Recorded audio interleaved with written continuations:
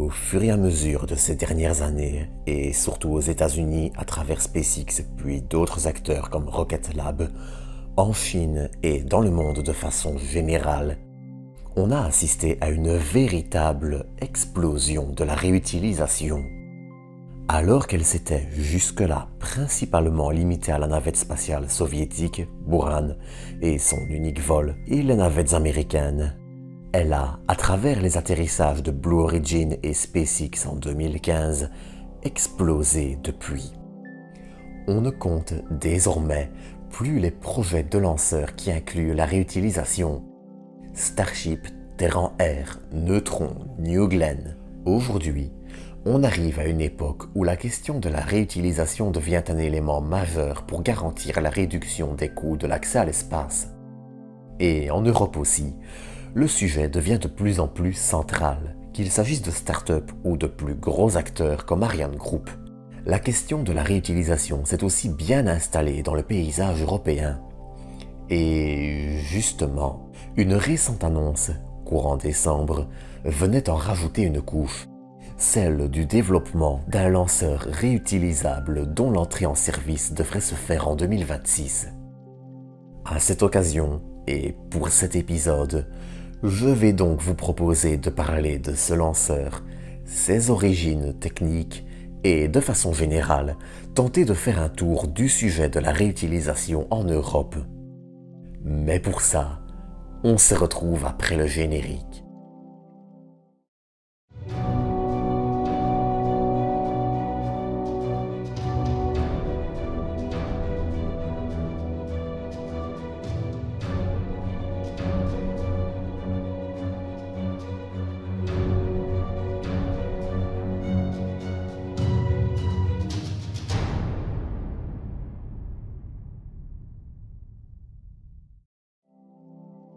Si vous ne le connaissez pas encore, et avant de parler du vif du sujet, laissez-moi vous présenter Thémis, un élément central pour la suite de l'épisode. Thémis désigne à la fois un démonstrateur de lanceur réutilisable et le programme dont il fait partie. L'objectif avec Thémis, ce n'est pas de développer un lanceur réutilisable, mais plutôt de permettre à Ariane Group, une coentreprise entre Airbus et Safran, de faire leur premier pas dans la réutilisation et tout ce qu'elle implique. Mais Thémis ne se limitera pas non plus à l'aspect technique comme les systèmes de guidage par exemple. Il devra aussi permettre à Ariane Group de valider l'aspect économique de la réutilisation. C'est idiot, mais à l'heure actuelle, la question est loin d'avoir une réponse.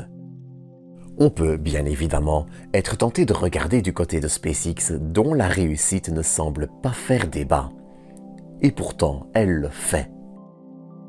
Car il ne faut pas oublier que, dans l'état actuel des choses, SpaceX doit en grande partie sa réussite au contrat signé avec la NASA et le gouvernement américain de façon générale pour des lancements de satellites militaires comme le X-37B qui a déjà volé à bord d'une Falcon 9.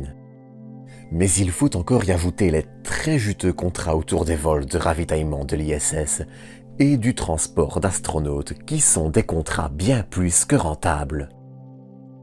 Ainsi, il est très difficile de savoir si, à l'heure actuelle, la réutilisation est la clé du succès. Et là, il y a déjà un premier point à noter. L'explosion du nombre de compagnies désireuses de se lancer dans la réutilisation semble, il faut l'avouer, annoncer une certaine confiance en ce principe. Et c'est ici qu'intervient Thémis. Il permettra à Ariane Group de s'assurer de la viabilité technique, mais aussi commerciale, d'un lanceur réutilisable. Il permettra de mieux en appréhender les coûts, les difficultés et les avantages comme les inconvénients. Dans l'état actuel des choses, Thémis devrait voler dès 2023 et se concentrer sur des petits bonds en 2023 et 2024 dans le but d'estimer les coûts de ses opérations. Enfin, en 2025, il devrait réaliser un premier vol complet et aussi, normalement, signer la fin du programme. En parallèle de tout ça, il faut ajouter le projet Callisto, pour Cooperative Action Leading to Launcher Innovation in Stage Tossback Operation, qui devrait remplir les mêmes objectifs. Il est néanmoins cette fois développé par des agences gouvernementales, à savoir la DLR, l'Agence spatiale allemande, la JAXA, l'Agence spatiale japonaise, et la française, le CNES. Il profite d'ailleurs des essais du petit démonstrateur Frog, petit appareil dédié aux essais de vol et d'atterrissage. Frog peut d'ailleurs être comparé au Grasshopper de SpaceX, qui, bien que plus grand, permit de poser les premières briques de la réutilisation des Falcon 9, notamment pour le développement des systèmes de guidage. Mais j'ai un peu digressé, alors quittons Frog pour reparler de Thémis. Thémis, comme je le disais, est un démonstrateur de premier étage réutilisable. Pour voler, il devrait s'appuyer sur les moteurs Prometheus pour Precursor Reusable Oxygen Methane Cost Effective Engine, qui permettent aussi à Ariane Group de poser les bases de la réutilisation. Alors qu'il devrait débuter ses essais cette année, Prometheus est surtout là dans le but de préparer l'après Ariane 6. Qu'il s'agisse de futures versions d'Ariane 6 ou d'Ariane Next, le nom donné actuellement au projet et développement menant à Ariane 7. Prometheus est ainsi un moteur assez révolutionnaire. Entièrement imprimé en 3D, contrôlé par électronique, il brûlera un mélange d'oxygène et de méthane liquide. L'objectif, avec lui, est de fournir un moteur semblable au moteur Vulcain qui équipe les Ariane, Ariane 5 et 6 en tête. Mais au-delà de ça, il devrait surtout permettre de diviser les coûts de production de ce type d'engin par 10. Or, comme vous le savez probablement, les moteurs représentent une part non négligeable du prix d'un lanceur. Pour terminer avec Thémis, un premier réservoir d'essai a déjà été assemblé à Vernon fin 2020. Tant que l'on parle de Vernon, si les moteurs Vulcain, Viking et les Indiens Vikas ont un nom en V, c'est justement grâce à leur ville d'origine. Mais c'est ici un résumé très bref et très grossier, mais je crois qu'il y aura moyen d'en parler un de ces jours. Bref. Vous devez peut-être vous demander pourquoi je parle de Thémis, alors que je vous avais promis un lanceur réutilisable européen. Eh bien non, je ne me suis pas perdu dans mon script en mangeant une banane. Mais un dernier point s'impose. Ces derniers temps, en Europe, et même si la question de la rentabilité de la réutilisation reste sujette à débat, le traumatisme du surcoût de la navette américaine ayant marqué les esprits, les entreprises privées qui annoncent des petits lanceurs, concurrents directs de lanceurs comme Electron, fleurissent. Dans ce contexte, les différentes agences spatiales de différents pays, comme le CNES ou surtout l'agence spatiale allemande, la DLR, n'hésitent pas à s'investir fortement dans les petits lanceurs européens. Dans ce contexte, on apprenait récemment la décision de développer un petit lanceur nommé Maya. Maya est un projet de petit lanceur, développé par Ariane Group, dont le premier étage sera réutilisable et inspiré de Thémis. Enfin, il fait partie du programme Maya Space.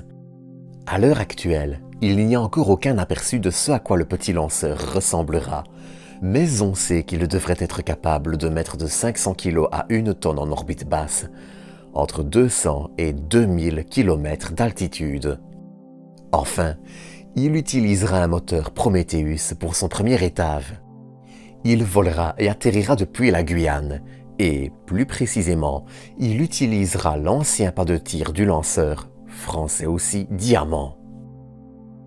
Mais si le lanceur est français, puisqu'il appartient à Ariane Group qui est une coentreprise entre Airbus et Safran, il répond surtout à un besoin européen et a grandement profité de l'optique de l'agence spatiale allemande. Celle-ci investit en effet dans beaucoup de projets de lanceurs comme RFA-1, Spectrum et j'en passe. Maya est aussi une réponse à une tendance qui se constate tant du côté des startups que des agences gouvernementales, dans un marché d'Esmolsat qui va encore croître énormément. Enfin, pour terminer, il devrait voler en 2026. Mais au-delà de ça, Maya devrait aussi ouvrir la voie tant aux futures évolutions d'Ariane 6 qu'à une possible famille de lanceurs réutilisables, même si, de ce côté, il y a très peu d'informations. De toute façon, les futures évolutions d'Ariane, c'est un autre sujet. En attendant, c'est sur ceci que je vais terminer cet épisode. Comme d'habitude, j'espère que vous l'aurez apprécié. Si c'est le cas, n'hésitez pas à le liker, commenter, partager et à vous abonner. Quant à moi, je vous donne rendez-vous dans quelques jours. Et d'ici là, prenez soin de vous, prenez soin des autres. Et à bientôt pour une nouvelle dose d'espace.